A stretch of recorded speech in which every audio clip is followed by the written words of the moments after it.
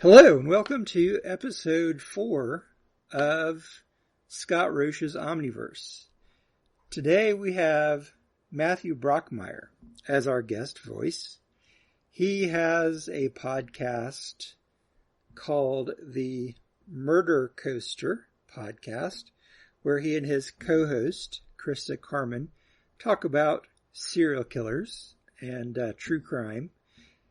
And it's a great podcast, guys. I've listened to a few episodes and thoroughly enjoy it. I don't get to listen to as many podcasts as I used to because I just don't have the time where I can just sit and listen to and really pay attention to podcasts. That's going to be a bit different in this coming holiday week. I'll get a chance to listen to some podcasts, which will be nice. But yeah, I'm taking Thanksgiving week off, so that'll be no episode next week. But today you have plenty to chew on. I think Matthew does a great job at reading this story. Before we get into that, we're going to have a promo for the Taking It Down podcast. I've run those the last couple of episodes. This will be the third final time that I'll be running this particular promo. If you know of any podcasts that you'd like me to run a promo for, just let me know. Streaming scattered, and we feel it. It's one reason for Taking It Down, the TV and streaming podcast from the site, The Alabama Take. Our scholarly, erudite, yet southern and working class hosts get TV recommendations up front to avoid spoilers for you to hear what's worth your time, and then insights on specific details of the shows later in the episodes. From trending shows to series you haven't even heard about yet, Taking It Down takes you down into episodes, deeper themes, and not just Easter egg hunting. It's an unpacking of universal truths that make each show and each of us resonate together. New episodes are in any podcast app every Tuesday morning. Taking It Down.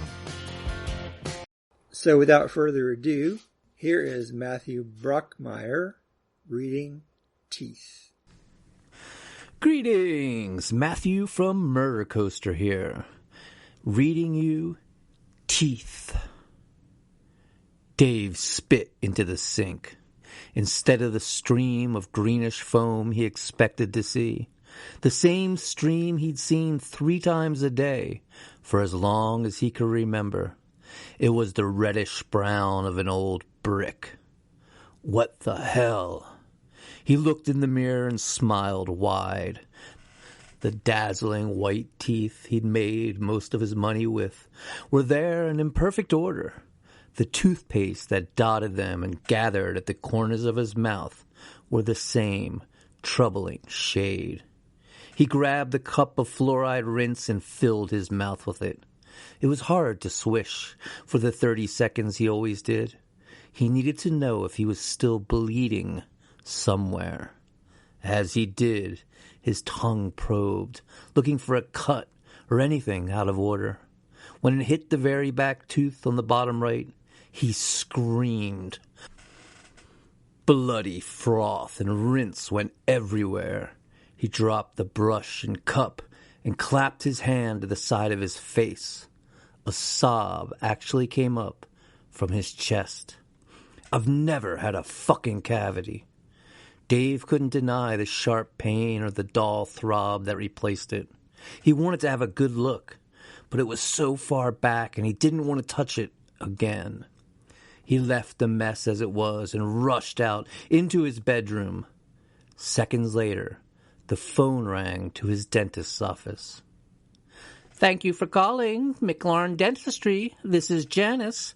How can we brighten your Janice! This is Dave Myers. I need to see Dr. McLaurin. It's a dental emergency. Dave heard the clacking of keys.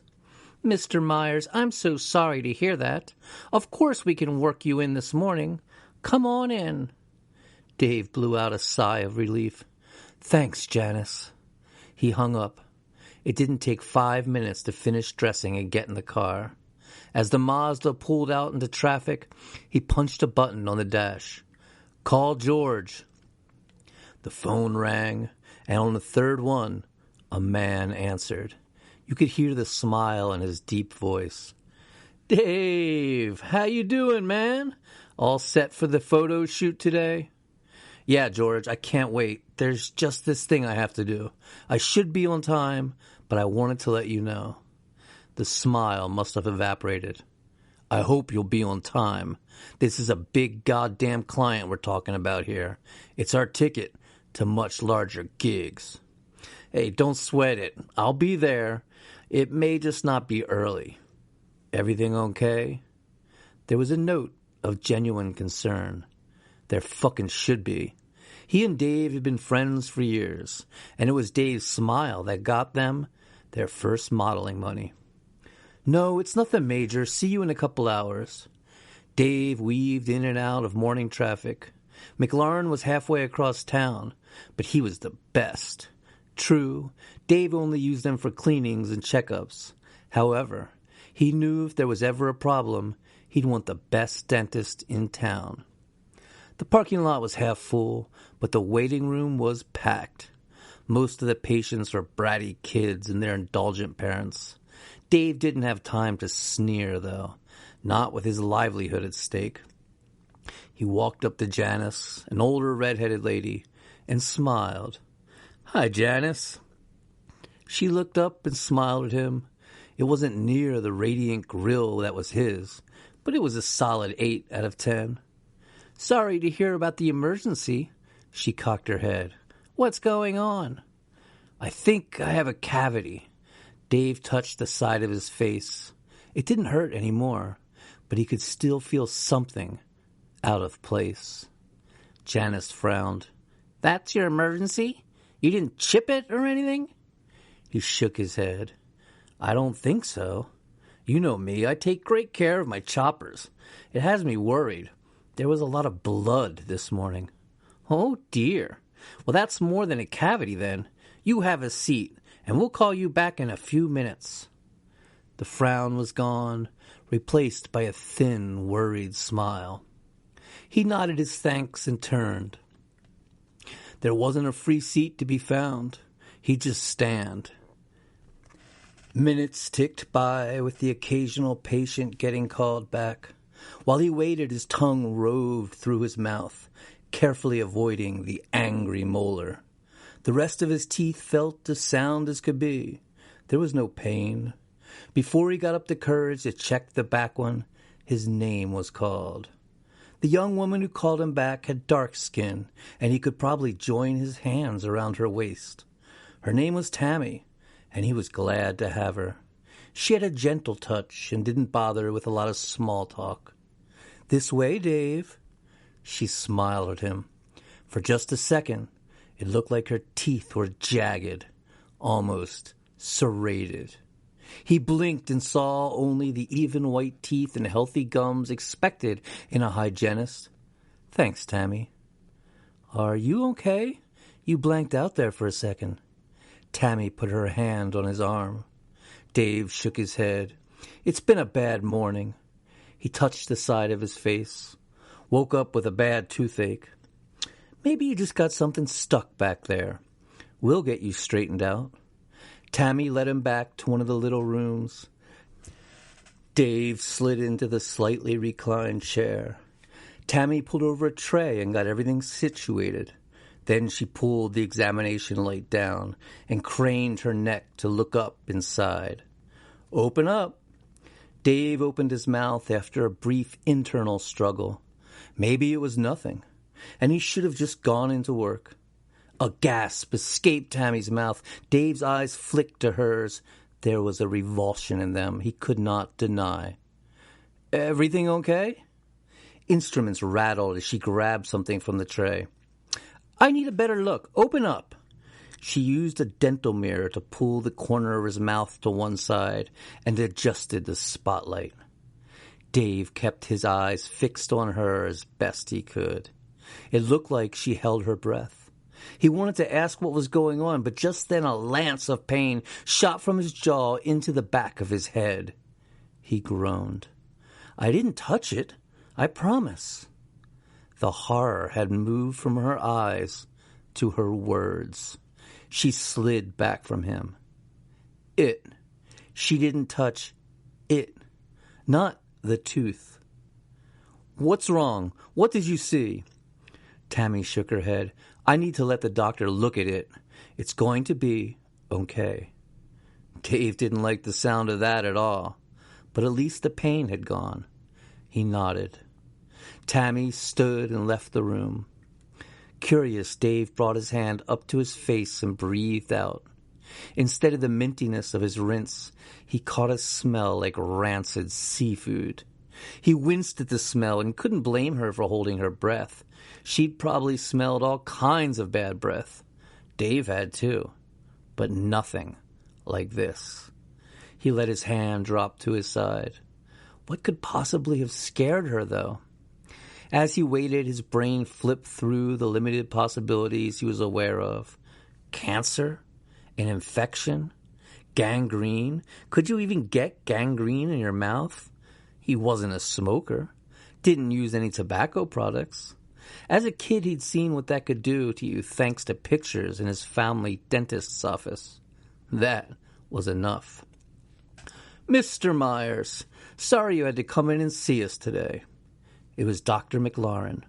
One of the man's parents was from India, and he favored that side of the family in appearance. But he had a local, vaguely southern accent. He'd grown up here. That was another reason Dave chose this office. Thanks, Doctor. I don't know what's going on. I'm kind of scared, actually. McLaurin sat in the chair that Tammy had evacuated quickly. He brought a pair of loupes down over his eyes. His very square face took on a vaguely robotic look, with the high-powered lenses in place. From the pocket of his scrubs, he pulled a pen light free. No reason to worry. He clicked the light to life. I've seen a lot of things in my time, and in a young, healthy man like you... McLaurin stopped as he looked in Dave's mouth. The next few words were a mutter that didn't sound like English. McLaurin patted him on the shoulder. I'm going to want to take some x-rays and a few regular pictures. The transition from confidence to detached curiosity scared Dave, more than the hygienist's horror. What is it, Doctor? I'll show you, but you need to understand that, as I said, you're a healthy young man, and there's no danger. Fuck that. Tammy was scared, and you're... I don't know what. You're acting like there is something to worry about. Another lance of pain shot through his head. A grinding noise he couldn't place followed the pain, and an intense pressure near the hinge of his jaw made him clutch his head. He stifled a scream. Tammy, get me the Lido. McLaurin took the lidocaine-filled syringe from her. Dave didn't feel the needle going into his gum. The pain filled his entire head, making everything go white. When the pain finally receded, a blackness followed that he entered gladly. Eventually, he blinked his eyes open. The tiny exam room was filled with 3 people. Dr. McLaurin and Tammy hovered over him. In the background, Dave could see a man who must be an EMT. Welcome back, Dave. You scared us for a few minutes. Dr. McLaurin smiled, but it was forced. How long was I out? Dave's voice sounded mushy to his own ears. Tammy put her hand on his chest. About 20 minutes. We were worried we might lose you. Thankfully, the hospital is right up the road. Lost me? But it's just my teeth, right? McLaurin tilted the chair up. Whatever it was that has happened to you, it probably involves more than your teeth. That's just how it started.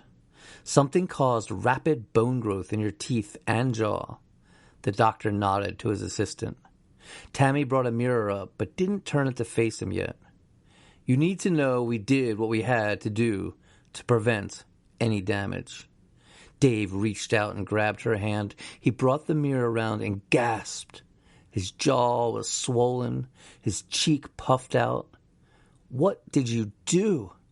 His tongue searched the inside of his mouth and encountered wet gauze.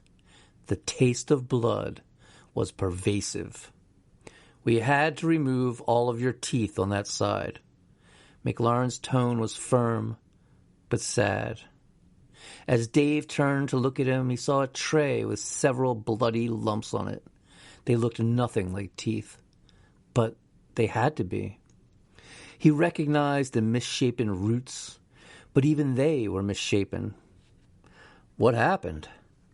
McLaurin shook his head. We don't know. I'll be sending your teeth to a colleague who does research, but my guess is it's a rare form of bone cancer. It caused massive tissue growth in a very specialized set of cells. Dave counted the objects on the tray. They were 8 things.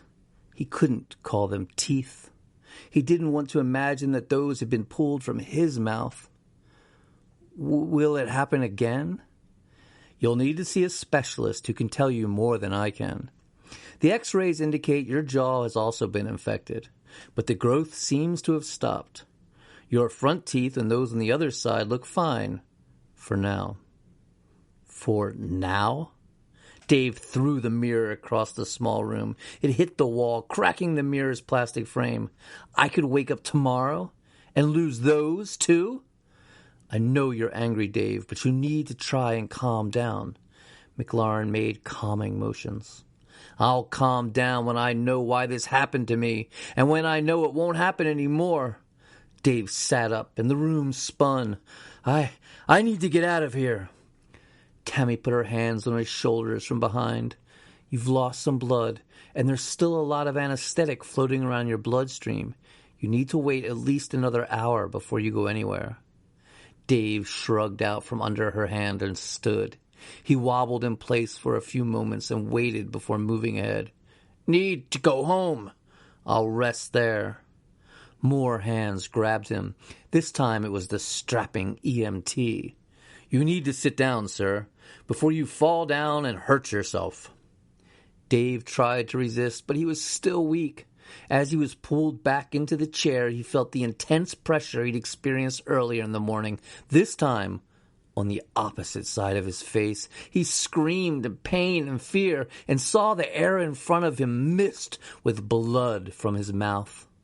More hands joined the EMTs, and they roughly guided him back to his chair. This time, he felt the needle slide in and the cool liquid invade his bloodstream. When Dave woke up this time, it was in a hospital room. The dark room smell reminded him of visiting his mother just before her death.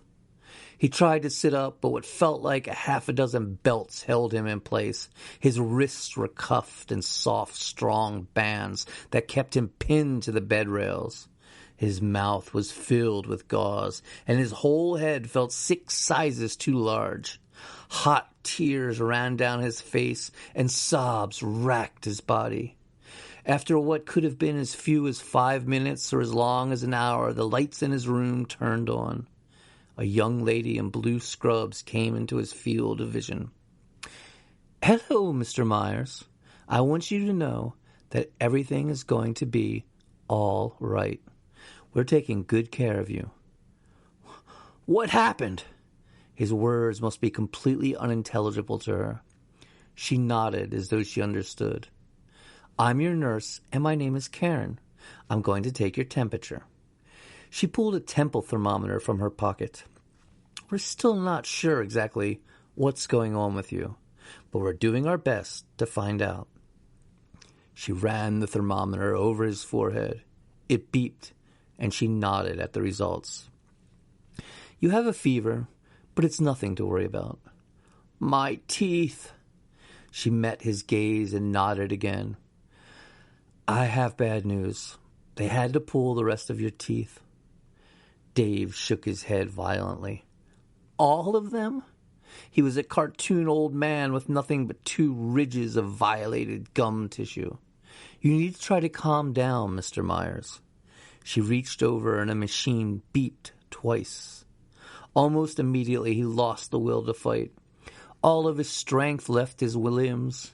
He lay in his bed and focused on breathing. You rest, and we'll keep an eye on you. We'll find out what's going on. The rest of her words were lost as his consciousness receded.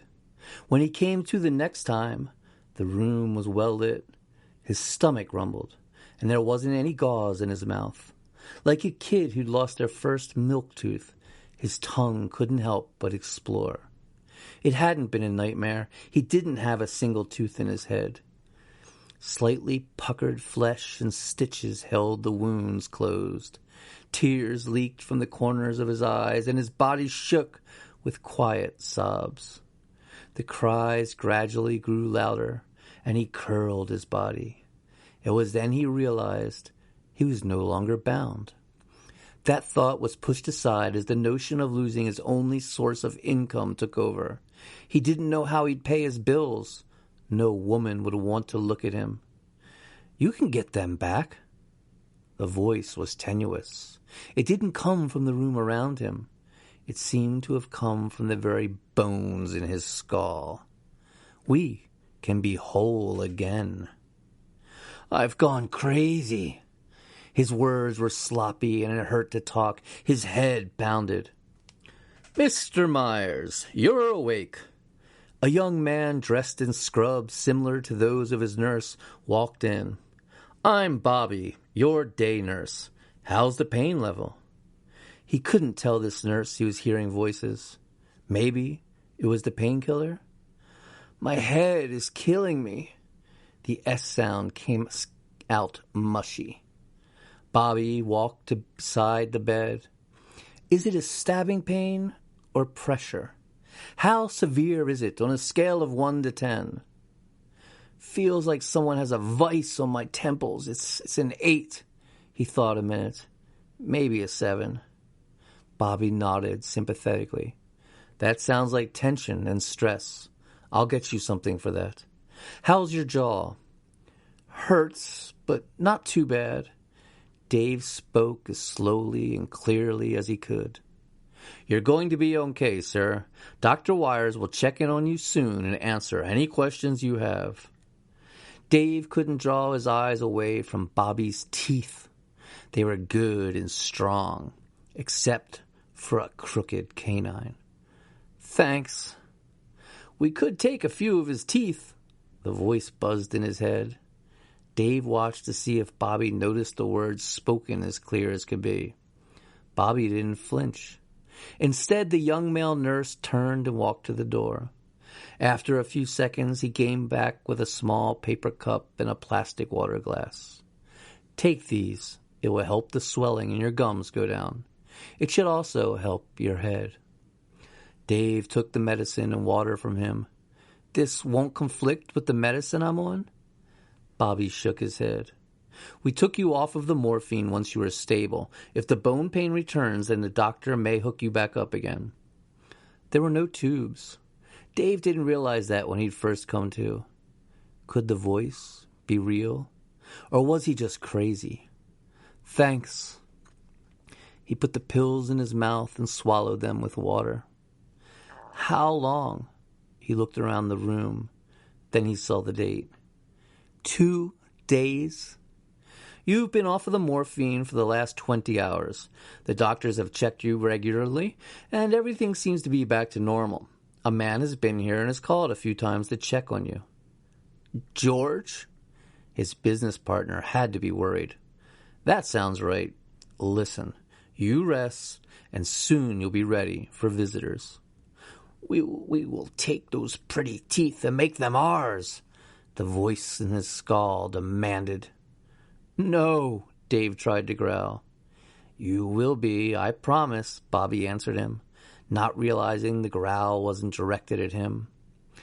Dave shook his head and lay back. He heard Bobby leave the room. After a few seconds, he whispered, "Can you hear me?" "Of course. We are one." The buzzing quality was still there, but the tone had softened. "What are you? Am I going crazy?" Dave's voice cracked on the last 2 syllables. "No, I am real. Your body is special. We had to reject and reshape certain things to prepare you." Reshape? He hadn't looked in a mirror. His hands came up and roamed over his face. His brow was heavier, and his jawline had elongated. He wanted to look in a mirror, but he was afraid of what he'd see. Prepare me? Prepare me for what? We are the next stage. There are more of us. You will be like sharks among minnows. We need to have the right tools to take our place. Part of him liked the idea of being a shark. Their teeth were so beautiful and so perfect for what they did. The vision of teeth shredding flesh and blood filling the water filled his mind. Saliva flooded his mouth. What's happening to me? Dave beat his hands against his forehead. His knuckles popped and cracked. He managed to hurt his hands on his own skull. He squeezed his eyes shut and tried to will the visions away. All he could think of in its place was how to get the right teeth for the job. Eventually, he drifted off into a fitful slumber. The next time Dave came to, there was a doctor present.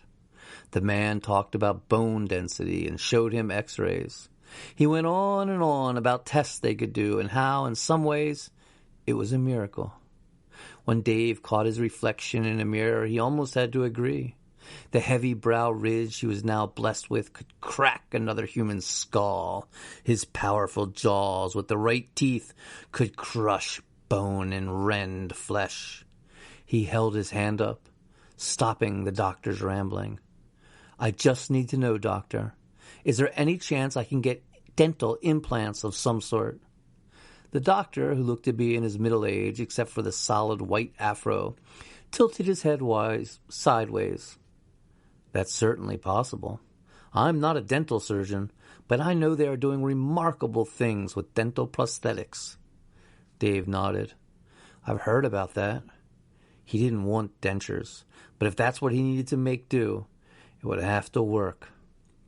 The voice whispered that it wouldn't be enough and longed for real teeth to gnash. Sleep came more naturally after the doctor was able to reassure him concerning his appearance. His jaw still hurt, but the pills helped, and he hoped the weird hallucination was just that. When Dave woke up, he was hungry for the first time. A diet of yogurt and applesauce didn't do much to assuage the hunger, but it would get better. It had to. The nurse encouraged him to get up and walk around. Now that he was no longer tied to an IV, he decided to do just that. He put on the pants he'd come in here with and stood up from the bed. A few seconds of lightheadedness has him on the verge of falling back in bed, but he steeled himself and took a few steps. I'd kill for a sandwich. He hated the sound of his words. All he could think of was the way his great-grandmother's words had a whistling sound once she had dentures. Yes, he was still a young guy, not as pretty as he had been, sure, but the way he spoke would be another nail in the dating coffin. His stomach growled at him. More troubling than that were the words he heard next. You'll be able to eat soon enough. Sooner than the doctors will let you. The grating quality of the voice was like nails on a chalkboard. I need help. He stepped out into the hallway and saw the nurse's station. He caught the attention of a particularly young-looking lady. Are you feeling all right, sir? You look pale. He nodded to her. I just need to go for a bit of a walk. Is there a chaplain I can talk to? She smiled and stepped up to him. Her name tag said, Stacy. Yes, of course, his name is Stan West. His office is right up the hall. She turned her head to point. Dave's eyes went to the spot where her neck disappeared into her collar. The flesh there looked so tender. He thought of licking it, or taking a bite out of it with sharp, new teeth. Stacy turned back while he was still fixated on the taut skin. She cleared her throat. Is there anything else you need? Embarrassed, he shook his head and went in the direction she indicated. He thought about the voice and about the fantasy. He wasn't a religious man, and this had to be part of some kind of breakdown. But maybe there was something to confession. The door to Stan's office was cracked. The small inset window was covered in faux stained glass, but there was a sticker of Alfred E. Newman, Mad Magazine's mascot, with his, what, me worry? Trademarked expression in the bottom left corner. The missing tooth bothered Dave a little. A man of God with a sense of humor? That would be welcome. He tapped on the door. Come in. The voice sounded much younger than Dave imagined. Dave pushed on the door. The person seated at the all-too-clean desk behind a sleek laptop wasn't the idea he had when he thought of Chaplin. Stan smiled up at him. He did have a white collar at his throat and wore a short-sleeved jet-black shirt. Can I help you, sir? Are you the hospital chaplain? The young man nodded. I do have that pleasure. Stan smiled and the grin extended to warm brown eyes. Have a seat, if you'd like. He pointed to a chair across from his desk. I was just catching up on email. I hate to interrupt. Dave didn't feel anything like pain in the presence of this priest. Some of his hope and confidence leaked away. Not at all. It's a welcome blessing. Dave came in and sat down. He was able to push the door closed from where he sat. I'm not a Catholic or religious person at all, really. There was no, then why did you come here? Or even a smart-assed, neither am I, by the way of answer. Go on. Well, Dave said and crossed and uncrossed his legs, is what we say confidential? Of course, I won't tell anyone anything if you don't want me to. Stan closed his laptop and gave Dave his full attention. I've been having these thoughts since the surgery to remove my teeth. Like I want to hurt people. Have you ever felt that way before? Dave shook his head. No. That's what's so scary. One day I'm this regular guy, and the next day I'm thinking about... He started to say, chewing down on nurse meat, but thought better of it. Thinking of bad things to do. Stan frowned slightly. I can see how that would be alarming. Did you lose all your teeth? After Dave nodded, he went on. Do they know why? No. I know you say you're not a religious person. I want you to know I'm a fully licensed counselor in addition to being a priest. So what I'm about to say comes from that training. What you've gone through is traumatic. It's no surprise your mind is going to all sorts of strange places. Don't listen to this puke.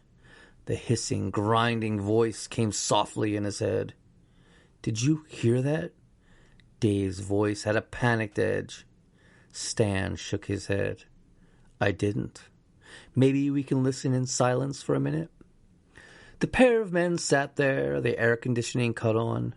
Nothing else happened. Whether this voice is a result of what's happened to you or is something less physical, my not hearing it doesn't make it less real to you. There was a slight emphasis on the last two syllables. Dave didn't much care for the implication. It's either real or it's not, right? Stan shrugged. I know enough through my years of training in both disciplines to know that it's not always as binary as real, not real. Dave stood. This was a mistake. He waited for the priest to stop him or for the voice to come back. I don't think so, but if you don't want to talk, that's okay. I do have to ask, do you think you're going to hurt yourself or anyone else? This was where the trap came. If Dave answered yes, then this guy would put him in a deep hole. No, I think it's just the meds. I don't want to hurt anyone, especially myself. He edged towards the door. Stan stood. I don't know how long you'll be here, but if you want to talk... He flicked his fingers out and a business card appeared. I'm available, even if you're discharged or just need a friendly ear. Call me. Dave gulped at the magic trick, but he took the card and tucked it into his pocket. I will, thanks. He shuffled out of the office and back to his room. He suddenly felt exhausted. After 2 more days in the hospital, it was time for him to be released. There had been no more instances of pain. In fact, Dave hadn't felt this good in a long time. He and the voice had enjoyed a number of conversations, and he and he knew just what he needed to do. Dave called George to come and pick him up. The man hadn't offered to come by one time during the whole ordeal. The orderly wheeled him down to the lobby. Dave saw George waiting across the room. As homely as Dave knew he was, George looked like he'd fallen out of an ugly tree and hit every branch on the way down. Then someone had chopped the tree down and let it fall on him. One thing the short, broad man did have was a gorgeous set of chrome-covered teeth. They weren't good for the sort of modeling gigs that Dave had once been a prime candidate for, but they could do real damage in the right mouth. "Jesus Christ, dude," were the first words out of George's mouth. "You're fucked up." Dave chuckled darkly. A few days ago, he would have agreed. He also would have been angry. Not now. "We do look like we've been separated at birth." George's eyes narrowed. "Fuck you, man." Then he smiled and clapped Dave on the shoulder. Dave winced. His joints were complaining. One thing he knew that the doctors didn't was that the rest of his skeleton was growing and changing. Unlike his head, the rest of him still needed time. He'd be able to do what he needed to do, though. He'd just have to be smart. He smiled back, the vacant smile he'd grown used to. "Damn, we need to get you a new grill. Come on." George took the few things Dave had with him. No family and few friends meant no get-well cards or other crap to deal with. Dave followed George out to the new Buick that the man drove. He thought, not for the first time, that it was interesting that his manager drove such a nice car when he was stuck in a shit heap. He climbed into the passenger side and waited for George to come around and get in. "I need to pick up a prescription before you take me home." George nodded. "I can do that." He pulled out of the hospital parking lot and into traffic. Rain beat down on the car's roof. It would be slow going, and visibility was next to nothing. George eased the car down the road. "Just give me the address." Dave fed him the street number and watched as the man repeated it into his phone while keeping the steering wheel rock steady. "We need to talk. I'm going to have a hard time getting you jobs now. Have you thought about that?" Here it was. George didn't believe in beating around the bush. Dave of a week ago or even a few days ago would have been reduced to helpless terror. Instead, he just nodded. "And we lost that gig the day you went to the dentist. That used up a few favors, even getting you the job. Not showing up, no matter the reason, looks bad. And you know that too, right?" George glanced over for a split second, but his eyes glued to the road otherwise. "I know, and it's no hard feelings on my end."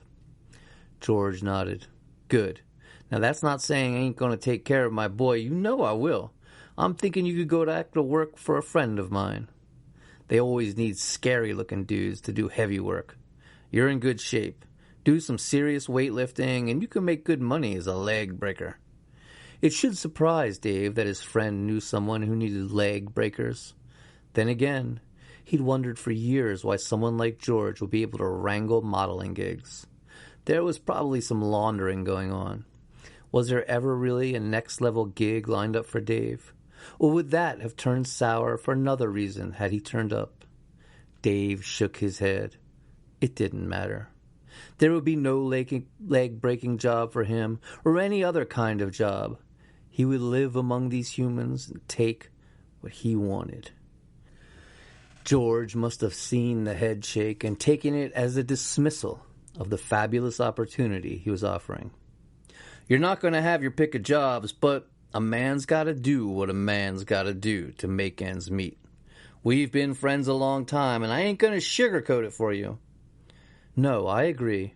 I definitely need to change my plans. I was just daydreaming." George nodded and then looked around. "Hey, I don't know where this is taking us, but this don't look like your neighborhood." "It's a new pharmacy. They had to compound something special. Couldn't send it to the regular place." "Okay, whatever. Take the next left."